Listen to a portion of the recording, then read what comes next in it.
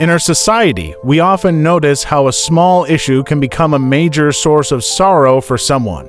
Yet, we also see individuals who face even the greatest challenges with calm resilience.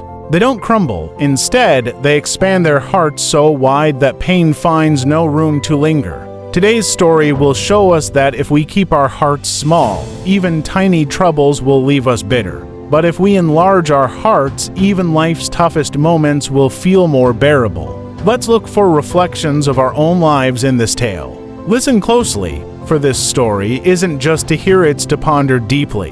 Once, there was a young man named Ryan who felt deeply unhappy with his life. He was constantly weighed down, convinced that nothing was going right. One afternoon, Ryan visited a small cafe in his town to sip a cup of tea. His mind was clouded with worries. He had no job, his family was pressuring him, and he was terrified about his future. Sitting quietly in a corner, he clutched his tea, lost in thought. At a nearby table, a group of older men were chatting.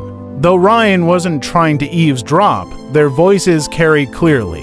One man said, "You know that old man who lives behind the hills. He seems ordinary, but he's full of wisdom. My son was struggling terribly, but after speaking with him, he completely transformed."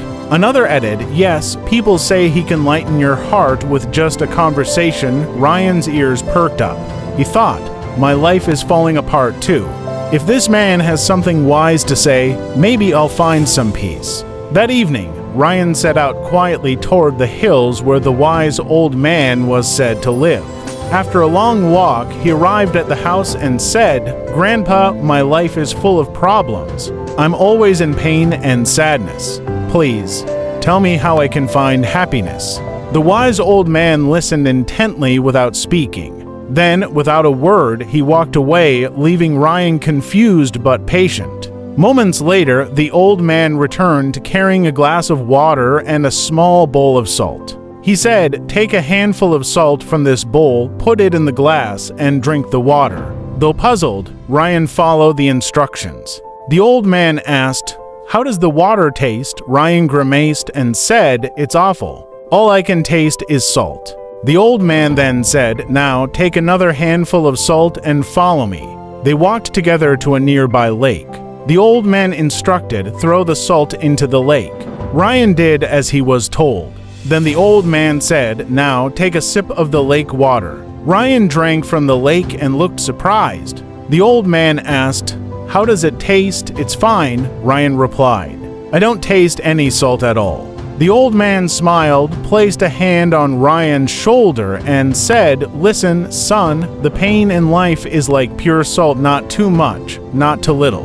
But how much that pain affects us depends on the size of our heart. If your heart is small, like that glass, even a little pain will make you bitter.